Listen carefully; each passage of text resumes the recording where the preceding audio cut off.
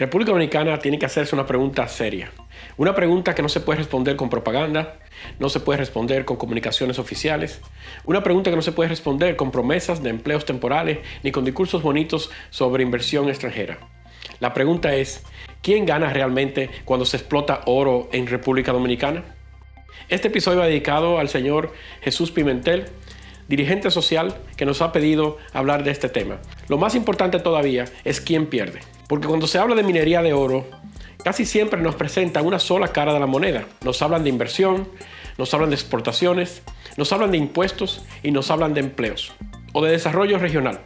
Pero casi nunca nos hablan con la misma fuerza del agua.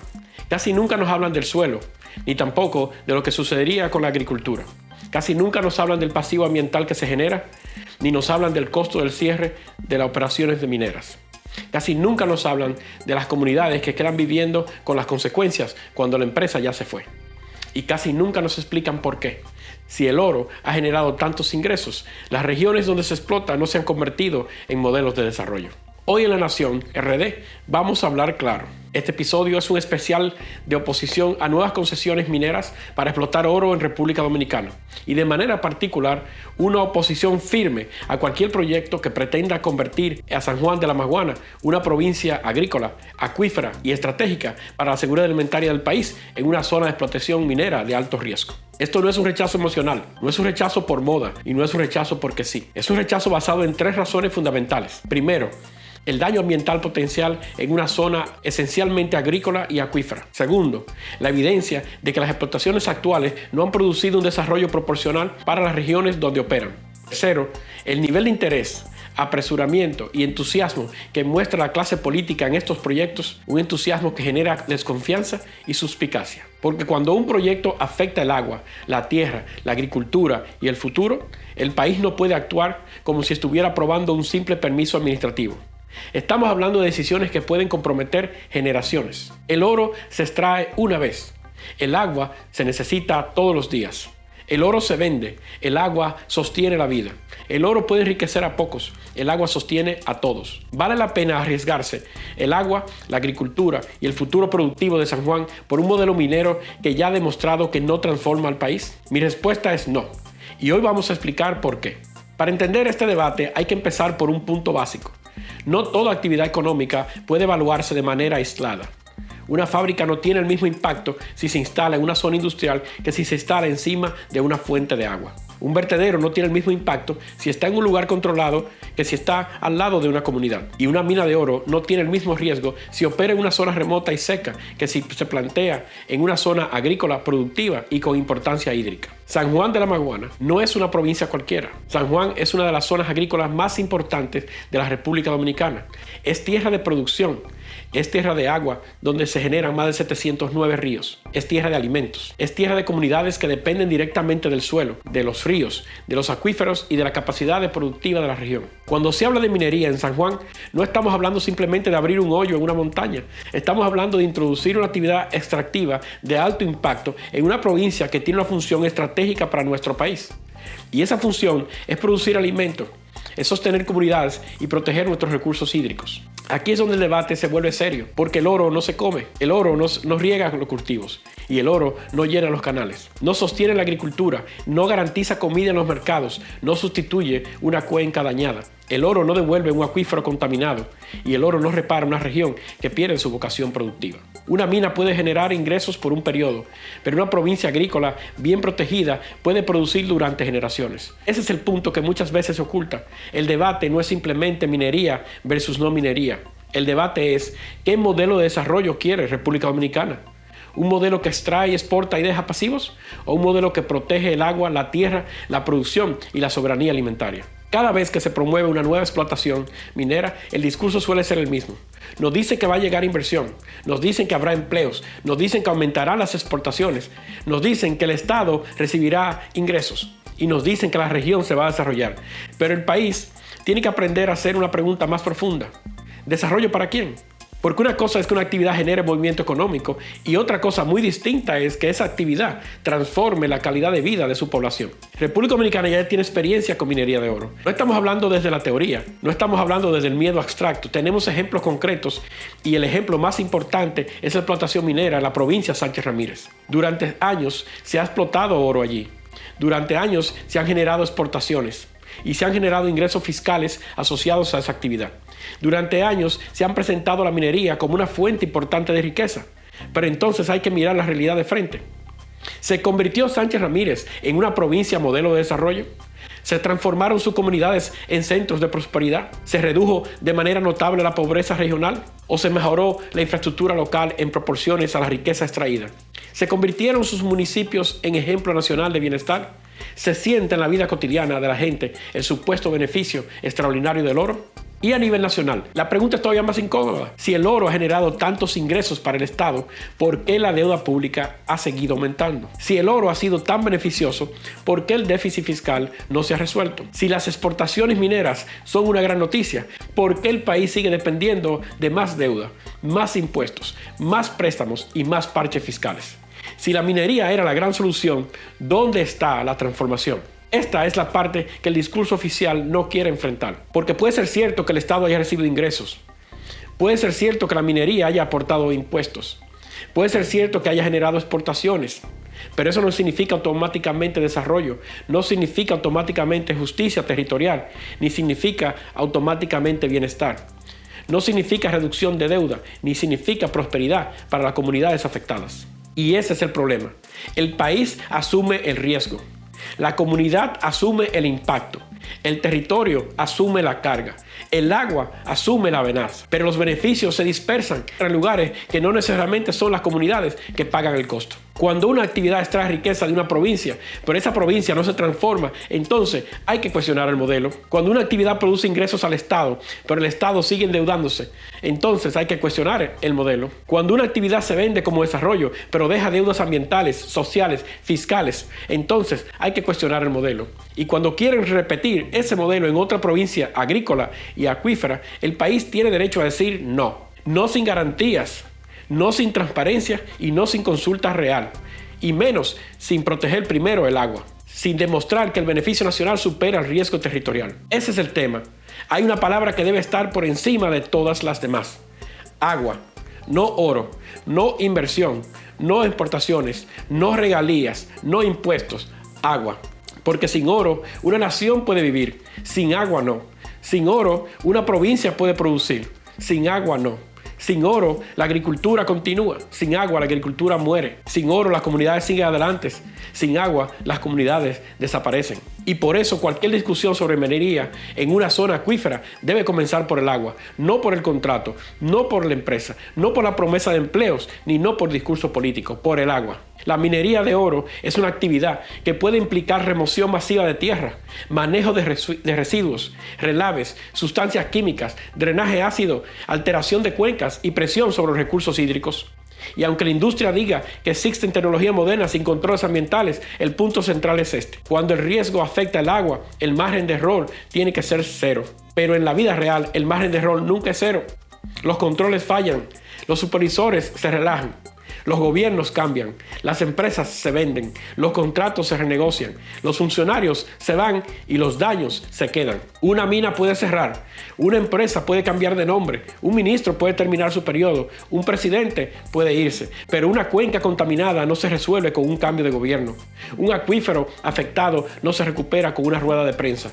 Un río dañado no se arregla con una promesa de campaña. Y un suelo comprometido no vuelve a ser igual porque lo diga un informe pagado. Aquí hay que hablar con claridad. El agua no puede ser tratada como un detalle técnico dentro de un expediente. El agua no puede ser una nota al pie. El agua no puede ser un tema secundario. El agua debe ser la condición número 1, la condición 2 y la condición 3. Antes de hablar de inversión, hablemos de agua. Porque si se pierde el agua, no hay contrato que compense. Si se contamina, no hay regalía que alcance. Y si se destruye una fuente hídrica, no hay impuesto que repare el daño moral, económico y humano. Y si San Juan pierde su seguridad hídrica, pierde mucho más que un recurso natural. Pierde su identidad productiva. Este debate también es una discusión entre dos modelos. Uno es el modelo extractivo y el otro modelo es el productivo. El modelo extractivo dice, saquemos mineral, vendamos oro, cobremos impuestos, prometamos empleos y después veremos. El modelo productivo dice, vamos a proteger el agua, protejamos la tierra, fortalecer la agricultura, agreguemos valor, industrialicemos la producción, exportemos alimentos y creemos riquezas permanentes. ¿Cuál de esos dos modelos conviene más a San Juan? San Juan no necesita que le cambien su vocación. San Juan necesita que se fortalezca su vocación. San Juan no necesita convertirse en un distrito minero. San Juan necesita convertirse en una potencia agrícola moderna. San Juan no necesita que le vendan el sueño de empleos temporales a cambio de riesgos permanentes. San Juan necesita agua, tecnología, financiamiento, caminos, riego, agroindustria, mercados, almacenamiento, energía barata y apoyo real para el productor. Porque cuando una provincia agrícola se desarrolla correctamente, el beneficio es amplio, gana el país y gana la seguridad alimentaria nacional. Pero cuando una provincia se somete a un modelo extractivo, el beneficio puede ser mucho más estrecho. Ganan los accionistas de la empresa, los intermediarios y los contratistas. Ganan los grupos políticos y gana una parte del Estado. Pero la comunidad local no siempre gana en proporción al riesgo que asume. Y eso es lo que debe preocuparnos. Porque no se puede sacrificar una economía permanente por una renta temporal. No se puede poner en riesgo una zona productiva por una promesa de ingresos que tal vez no transformen en nada. Ni se puede cambiar el agua por oro como si fueran equivalentes, porque no lo son. El agua es capital estratégico. La agricultura es soberanía y la tierra productiva es el patrimonio nacional. Y una provincia que produce alimentos vale más que una provincia convertida en zona de sacrificio. Uno de los argumentos más usados para defender los nuevos proyectos mineros es el empleo. Nos dicen que la mina generará empleos. Y sí, toda inversión grande puede generar empleo, pero el país tiene que mirar más allá del titular. ¿Qué tipo de empleos? ¿Cuántos serán permanentes? ¿Cuántos serán temporales durante la fase de construcción? ¿Y cuántos serán técnicos especializados traídos desde fuera? ¿Cuántos quedarán realmente en la comunidad? ¿Cuántos empleos agrícolas podrían perderse si el agua o la tierra se ven afectadas? ¿Cuántas actividades económicas existentes se ponen en riesgo? Un empleo minero temporal no puede pesar más que una red agrícola permanente. Un contrato de obra no puede pesar más que generaciones de productores. Además, el país debe dejar de aceptar el chantaje de cualquier inversión debe aprobarse porque genera empleos. Bajo esa lógica se justificaría cualquier cosa, porque una nación seria no acepta cualquier inversión. Una nación seria evalúa costos, riesgos, beneficios, alternativas y consecuencias. El empleo es importante, pero el empleo no puede usarse como excusa para comprometer recursos vitales.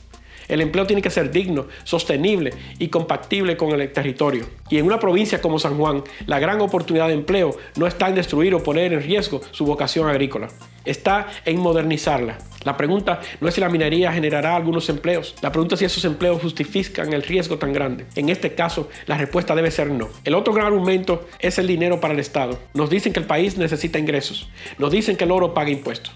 Nos dicen que la minería contribuye al presupuesto. Y aquí también hay que hablar de claro. Si el Estado necesita ingresos, si República Dominicana tiene déficit fiscal, si el país tiene una deuda pública que presiona el presupuesto, y sí, hacen falta recursos para salud, educación, seguridad, infraestructura y servicios. Pero la pregunta es, ¿vamos a resolver el problema fiscal creando un problema ambiental? Eso es cambiar un problema por otro y muchas veces cambiar un problema temporal por un problema permanente. El déficit fiscal se combate con disciplina presupuestaria, se combate reduciendo el gasto político, se combate eliminando duplicidades, se combate revisando excepciones injustificadas y se combate combatiendo la evasión y se combate priorizando inversión productiva. No se combate poniendo en riesgo el agua de una provincia agrícola, porque si el Estado necesita dinero, que empiece por ordenar la casa, que revise los privilegios, que revise las compras públicas, que revise también por qué la deuda aumenta y que revise por qué el oro ya explotado no transformó las finanzas nacionales. No se le puede decir a una provincia agrícola, pon en riesgo tu suelo porque el gobierno necesita ingresos. Ni se le puede decir a las comunidades, acepten la mina porque la clase política no quiere enfrentar su propio desorden fiscal. El gobierno recibe ingresos, las empresas reciben ganancias, la clase política recibe su protagonismo y su privilegio, pero la comunidad queda expuesta. Y si algo sale mal, ¿quién paga? ¿Paga la empresa? ¿Paga el funcionario que la aprobó? ¿Paga el partido que lo promovió? ¿Paga un ministro que firmó? ¿O paga un legislador que se guardó el silencio? No, lo paga la comunidad, lo paga el productor, lo pagan nuestros ríos, nuestros acuíferos y lo paga el futuro del país. Ahora llegamos al punto delicado es la desconfianza que tiene la sociedad en la clase política dominicana. En una democracia sana, la ciudadanía debería poder confiar en que sus autoridades evalúan estos proyectos pensando primero en el interés nacional. Pero en República Dominicana, la historia nos obliga a ser cautelosos. Demasiadas veces se han firmado contratos lesivos. Todos recordamos el contrato 97.3 de la Barrigol. Demasiadas veces se han defendido proyectos que terminan beneficiando a grupos particulares y no al pueblo. Cuando un proyecto es verdaderamente de interés nacional, se discute de frente, se publica todo, se audita todo, se somete a escrutinio independiente y se escucha a la comunidad. Se respeta a la oposición, se responde con datos, no con propaganda, y se demuestra que el país gana más de lo que arriesga. Pero cuando un discurso parece diseñado para convencer rápido, para minimizar los riesgos, cuando se presiona a las comunidades, cuando se ridiculiza a quienes se oponen y cuando se trata de presentar la minería como inevitable, entonces la sospecha aumenta. El país no puede permitir que decisiones estratégicas se tomen entre las élites políticas, empresas y funcionarios, mientras las comunidades quedan como espectadores. San Juan no puede ser tratado como un territorio disponible. El agua no puede ser negociada como si fuera un activo político. La agricultura no puede ser sacrificada en nombre de acuerdos que la ciudadanía no entiende completamente. República Dominicana necesita una regla clara. Ningún proyecto que tenga en riesgo agua, tierra y producción debe aprobarse sin consentimiento social, sin transparencia total y sin garantías absolutas. Para evaluar el futuro hay que mirar al pasado. Y el país tiene que mirar con seriedad lo que ha ocurrido en las zonas donde ya existe explotación minera. Sánchez Ramírez debe ser parte central de esta discusión, no para atacar a una provincia, no para simplificar una realidad compleja, sino para hacer una pregunta nacional. Si el oro es una gran oportunidad de desarrollo, ¿por qué la región no se transformó en la misma proporción de la riqueza que fue extraída? Esa pregunta debe hacerse sin miedo.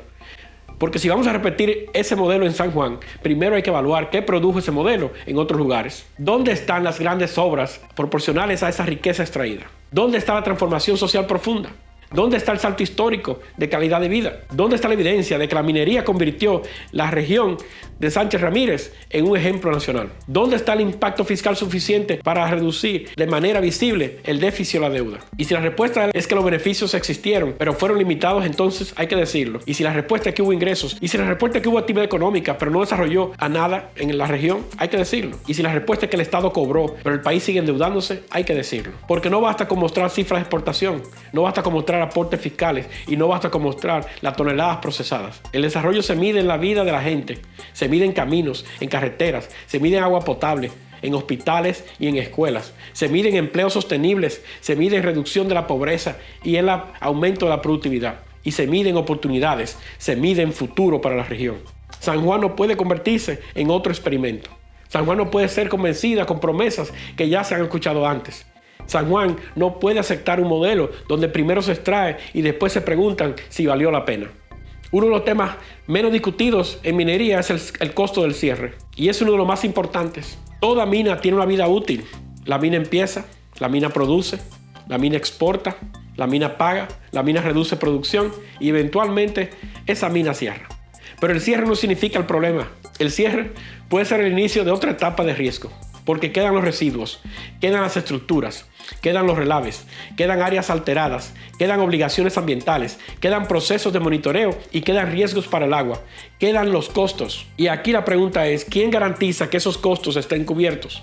No con promesas, no con cartas de intención ni con discursos, con dinero real, con garantías depositadas antes de iniciar, con seguros ambientales o fondos independientes, con auditorías permanentes, con capacidad técnica del Estado, con vigilancia comunitaria y con transparencia total. Porque si no existe eso desde el principio, el país puede terminar pagando después. La empresa gana durante la operación, el Estado cobra algo durante la operación, los políticos celebran la operación, pero cuando llega el cierre la comunidad queda con el problema. Eso no puede repetirse. Y mucho menos en una provincia como San Juan. Si el país alguna vez considera un proyecto minero de alto impacto, la garantía debe ser extremas. La empresa tendría que pagar por adelantado el seguro ambiental, tendría que depositar los fondos de cierre antes de iniciar las operaciones y tendría que crear una reserva intocable, tendría que aceptar auditoría internacional independiente y tendría que publicar todos los monitoreos de agua y suelo, tendría que someterse a controles comunitarios, aceptar sanciones automáticas y garantizar que si abandona el país el dinero para remediación ya esté disponible. Pero incluso con todo eso, la pregunta seguiría siendo ¿por qué hacerlo en una zona agrícola y acuífera? No se trata solo de mejorar el contrato, no se trata solo de cobrar más, no se trata solo de exigir mejores garantías. Se trata de reconocer que hay territorios que deben estar fuera del alcance de la minería metálica. Hay zonas que deben ser protegidas por sus valores estratégicos. Hay regiones donde el agua y la agricultura deben tener prioridad absoluta. San Juan debe ser una de esas zonas. República Dominicana necesita dejar de improvisar. No podemos discutir cada mina como si fuera un caso aislado. No podemos esperar a que una empresa solicite permisos para entonces decidir si una zona es protegida o no. El país necesita una política clara. Debe haber zonas donde la minería metálica no se puede permitir. Punto. Zonas acuíferas estratégicas. Zonas de alta producción agrícola. Zonas cercanas a fuentes de agua. Zonas de recarga hídrica. Zonas con ecosistemas frágiles. Zonas donde el impacto potencial sea incompatible con la seguridad alimentaria y ambiental del país. Eso no es extremismo. Eso es planificación, eso es prudencia, eso es defensa nacional. Porque proteger el agua es defensa nacional. Proteger la producción agrícola es defensa nacional. Proteger el suelo es defensa nacional. Y proteger a las comunidades vulnerables es defensa nacional. Un país serio sabe que no todo se vende, que no todo recurso natural debe explotarse. El oro bajo tierra no se daña. El agua contaminada sí. El oro puede esperar, la agricultura no. El oro puede seguir enterrado, la vida no puede suspenderse. Y por eso, si San Juan es una zona agrícola y acuífera estratégica, el país debe protegerla con categoría nacional, no con promesas, no con discursos, con ley, con ordenamiento territorial, con protección ambiental, con planificación hídrica y con vigilancia ciudadana, con consecuencias penales para quienes violen esas protecciones. Hay otro punto que el país debe mirar con atención: la relación entre minería, recaudación, deuda y déficit. El problema fiscal dominicano no se va a resolver abriendo minas en zonas sensibles. El problema fiscal se resuelve con reformas institucionales, disciplina, transparencia y eficiencia. No puede ser una forma de tapar con oro los hoyos del presupuesto, porque el oro puede entrar al fisco. Pero si el sistema político sigue gastando mal, el país seguirá endeudado y entonces habremos perdido dos veces. Perdimos recursos naturales y seguimos con deudas. En vez de discutir cómo extraer oro de San Juan, el país debería estar discutiendo cómo convertir a San Juan en una potencia agrícola moderna. Eso sí es desarrollo. Eso sí sería la visión del país. Eso sí sería defender el interés nacional. República Dominicana debería proteger sus zonas agrícolas como protege sus puertos, sus aeropuertos y sus fronteras. San Juan puede producir mucho más, pero necesita inversión inteligente, necesita infraestructura, necesita agua segura y planificación. El verdadero oro de San Juan no está debajo de la tierra, está en su agua, está en su suelo, está en su gente, está en su capacidad de producir alimentos, está en su potencial agroindustrial y está en su papel dentro de la seguridad alimentaria dominicana. Otro punto clave es la consulta. Cuando una comunidad se opone a un proyecto minero, muchas veces se intenta presentar como esa oposición como ignorancia, pero esa visión es profundamente respetuosa. Las comunidades conocen su territorio, saben dónde nace el agua, saben cómo se comportan los ríos, saben cómo depende la producción del clima, del suelo y del riego. Saben lo que está en juego y tienen derecho a defenderlo. La consulta social no puede ser una formalidad para llenar un expediente. No puede ser una reunión con técnicos hablando difícil. No puede ser un acto controlado. No puede ser una charla para conversar. No puede ser una firma obtenida bajo presión. Ni puede ser una simulación. La consulta real significa información completa. Significa estudios independientes. Un lenguaje claro. Significa tiempo suficiente y significa acceso a documentos. Significa la participación de agricultores, juntas de vecinos, iglesias, universidades, técnicos, ambientalistas, autoridades locales y ciudadanos. Significa que la comunidad pueda decir sí o puede decir no, porque los que viven allí son los que cargarán con las consecuencias. El país no puede permitir que una provincia sea escuchada solo después de que el poder ya decidió. Ese método no es democrático, ese método no es justo, ese método no es desarrollo. Como saben, La Nación es un programa que siempre presenta soluciones. Y vamos a presentar las soluciones que debería tener el país si quiere de verdad explotar recursos mineros de manera seria. Lo primero es el ordenamiento territorial nacional. El país debe definir dónde puede haber minería y dónde nunca debe haber minería. Lo segundo es un mapa hídrico independiente. Antes de hablar de concesiones, debe saberse con precisión qué acuíferos, ríos, fuentes de recarga y sistemas de riego podrían ser afectados. En tercero, estudios ambientales independientes, no estudios pagados y controlados por la empresa interesada. Estudios con supervisión pública, académica, técnica y comunitaria. Cuarto, la consulta social vinculante. Si la comunidad rechaza un proyecto que amenaza su agua y su agricultura, el proyecto nunca debería avanzar. Quinto, garantía financiera previa. Todo seguro ambiental, fondo de cierre o fondo de remediación debe estar depositado antes de iniciar las operaciones. Sexto, transparencia contractual total. Todos los contratos, anexos, beneficios fiscales, exenciones, obligaciones, regalías, costos, pasivos y sanciones deben ser públicos. Séptimo, un fondo soberano o fondo de desarrollo territorial. Si el país explota un recurso no renovable, el ingreso no debe perderse en gastos corrientes del Estado. Debe convertirse en inversión a largo plazo. Octavo, prohibición en zonas estratégicas. Y aquí está un punto esencial. Aunque existan reglas, hay lugares donde no debe permitirse minería metálica. San Juan, por su importancia agrícola y acuífera, debe ser protegido. Estas condiciones muestran algo importante. Cuando uno analiza todo lo que habría que exigir para minimizar el riesgo, queda claro que la pregunta más sensata es otra. ¿Por qué insistir en un proyecto tan riesgoso si existen alternativas productivas más seguras para San Juan? En este debate, los legisladores y autoridades locales tienen una responsabilidad histórica. No fueron elegidos para guardar silencio, no fueron elegidos para repetir líneas del gobierno, ni fueron elegidas para defender los intereses empresariales. Fueron elegidos para defender a su gente. Tienen que actuar como guardianes del territorio. Cuando una autoridad permite un daño irreversible, no basta con decir después que no sabía. No basta con decir que siguió instrucciones, ni basta con decir que el proyecto era legal. Hay decisiones que son legales pero equivocadas. Y quien se equivoque del lado del oro contra el agua tendrá que cargar con esa responsabilidad ante la historia.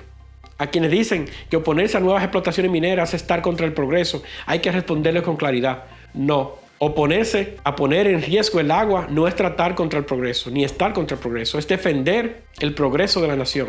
San Juan no debe sentirse sola. Este debate no es solo San Juan, es toda la República Dominicana, porque el agua de una provincia no es solo un asunto local, es un asunto nacional. Que quede claro, el oro no puede valer más que el agua. Por eso, si la decisión es entre proteger el agua o perseguir el oro, la respuesta debe ser proteger el agua. El futuro tiene dueño, le pertenece al pueblo dominicano y el pueblo dominicano tiene derecho a decir, el agua va primero.